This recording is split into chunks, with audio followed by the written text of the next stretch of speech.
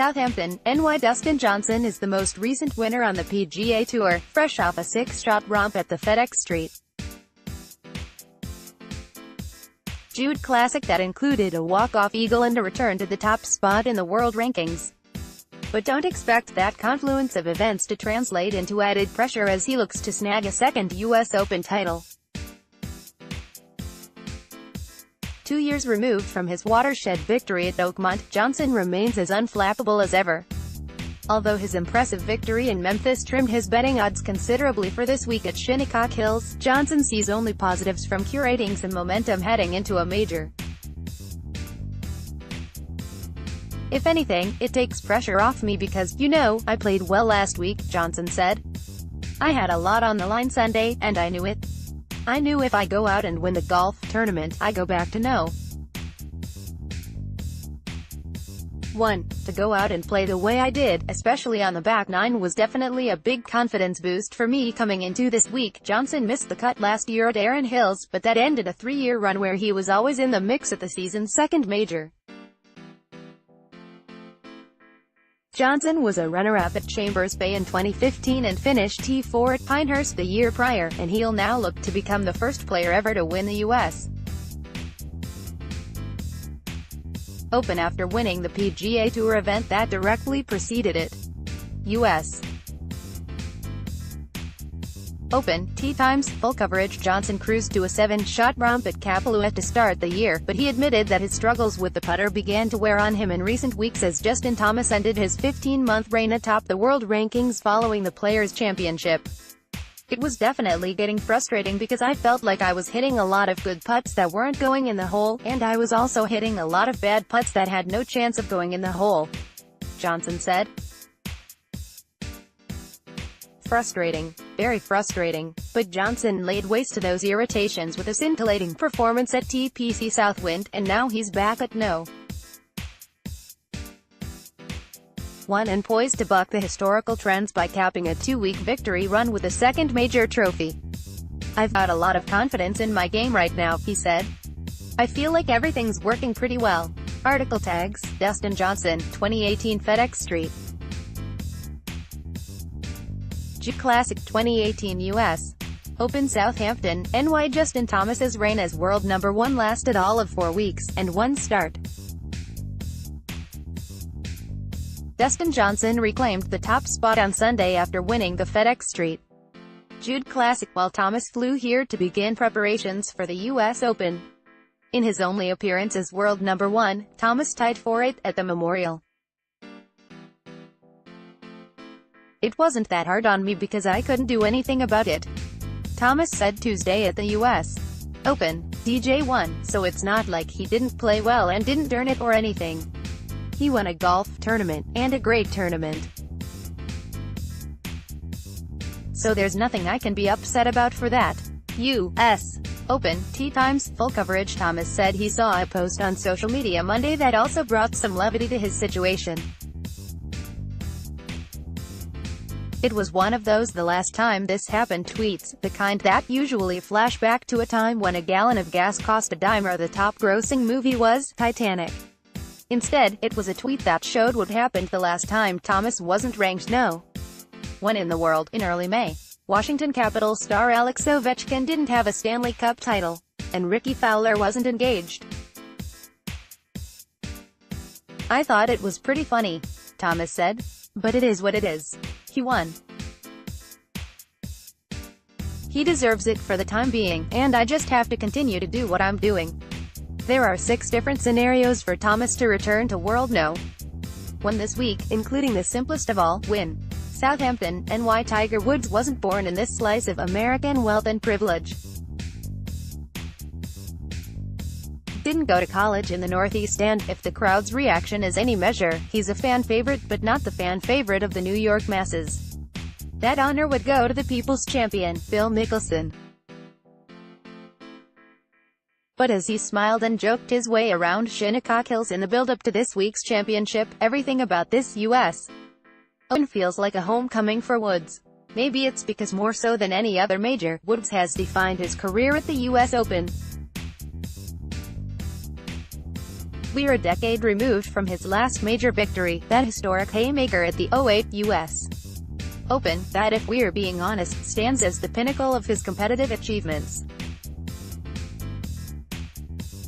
Or maybe it's because time and absence has made Tiger and those who hang on every shot nostalgic. He hasn't played the weekend at his national championship in 5 years and last teed it up in the U.S. Open in 2015 at Chambers Bay. Officials may have Tiger-proofed Augusta National and his 4 PGA championships. He's also won 4 Masters, certainly set a standard, but Tiger and the U.S. Open go together like red and black on major championship Sundays. U.S. Open, tee times, full coverage often billed as golf's toughest test, the U.S. Open paired perfectly with the game's toughest competitor for the better part of 2 decades, and it's worth noting that Shinnecock Hills was the site of Tiger's first start in the championship in 1995. He boat raced the field in 2000 at Pebble Beach, beating runner-up Bernie Els by a cool 15 strokes, and 2 years later he outlasted Mickelson in what may be the duo's most memorable duel, just down the Long Island Expressway at Bethpage Black. But it's 2008 and the benchmark Torrey Pines Open that makes this week's return for Woods something greater than the sum of its parts. When Woods left La Jolla, Calif, a decade ago, his future was uncertain, but no one could have predicted his impending fall from grace, or his current rise back to competitive relevance. There were injuries, both self-inflicted and otherwise, and setbacks, and failed comebacks. Along the way he's played in 25 majors and still he sits at 14 major championship victories, 4 shy of the all-time record set by Jack Nicklaus. I would think that I have been there on a number of occasions to win a major championship since the '08 U.S. Open, and I haven't done it. And no, I don't like that feeling, said Woods, who did finish runner-up at the '09 PGA Championship and third at the '12 Open Championship. I've certainly had a nice run where I've won a few. Unfortunately, over the last 10 years, I haven't. But for the first few years of my career, I did well. And he's doing well again. Normally, Woods' name among the list of favorites to win a U.S. Open wouldn't qualify as news, but his dramatically improved play this season makes his status this week as a 20-1 favorite notable on many fronts. He's not at full stride just yet, as evidenced by his putting 2 weeks ago at the Memorial, his driving during the West Coast Swinger, his iron play at the Masters. At each turn during this comeback he's been sidetracked by a different part of his game, and yet he's embraced each step with a zeal that had been missing. Golf is always frustrating. There's always something that isn't quite right, and that's where we, as players, have to make adjustments, he said. Tournaments I've played in this year, there's always something. Hopefully, this is one of those weeks where I put it all together and even it out, and we'll see what happens. If the New York crowds seemed to have turned this U.S. Open into Woods' homecoming, his demeanor at Shinnecock Hills has only reinforced the idea that Tiger is back where he belongs, playing a classic American golf course with an unrelenting confidence. He's happy with his game. This is like a second lease on life. He gets to play again, said Steve Stricker, who played a practice round with Woods on Monday at Shinnecock Hills. He probably thought at one point he couldn't come back out here and compete. He feels better about this time around. Woods returns to the championship that has defined his career this week with a renewed focus and a clean bill of health. He's a new man now, prepared to renew an old pursuit. Article tags, 2018 U.S. Open, Tiger Woods Southampton, and why Tiger Woods is making just his second U.S. Open appearance in the last 5 years, but that hasn't kept him from a spot among the betting favorites. With Dustin Johnson leading the pack at 8-1, Woods is listed at 20-1 to win his first major in a decade, according to the oddsmakers at the Westgate Las Vegas Superbook. Woods opened at 25-1 when odds were posted following the Masters, and he's now behind only 7 players, including Johnson. With the opening tee shot less than 2 days away, the folks at Westgate released a myriad of prop bets on the season's second major. Here's a look at a sample of the props available, including several tied to Woods, U.S.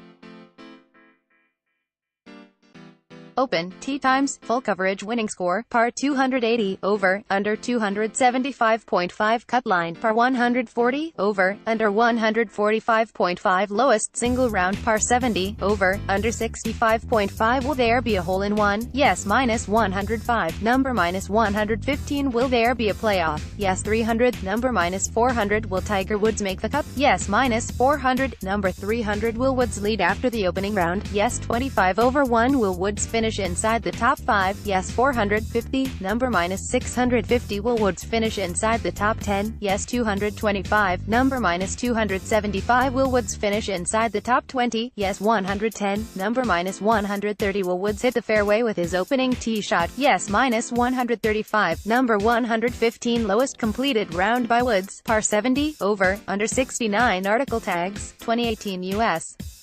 Open, Tiger Woods, gambling, golf odds Southampton, and why? Over the past few years, Jason Day has mentioned often how much he's idolized Tiger Woods and what advice he's given him throughout his career. Day climbed to world number 1 in 2015, while Woods was battling a back injury and contemplating whether he'd be able to continue his career. Now that Woods is healthy, happy and returning to form, Day doesn't mind poking fun at his mentor. U.S. Open, tee times, full coverage. I texted him the other day, he said Tuesday at the U.S. Open. I sent him a picture. It was him at this event in 2004, and he had MC Hammer pants on. I'm like, hey, man, look at these pants. They're terrible. He had pleats on them and everything. Old school stuff. And he didn't text me back. But for the most part, Woods has remained an open door for Day, even as he shows signs of being ready to return to the winner's circle himself. At the Wells Fargo Championship in May, they revealed that Woods had texted him on the eve of the final round, imploring him to get this thing done. Day went on to win for the second time this season. Since he's come back, his killer instinct is starting to go toward what it used to be. Day said, he's definitely not as aggressive as he used to be with regard to that. He was on the putting green this morning, and he was putting around my hole, and he was annoying me. But he's great because the banter was going back and forth, and we were giving each other a little bit of shtick that I can't say on TV. Article tags, Tiger Woods, Jason Day, U.S. Open, 2018 U.S. Open, USGA.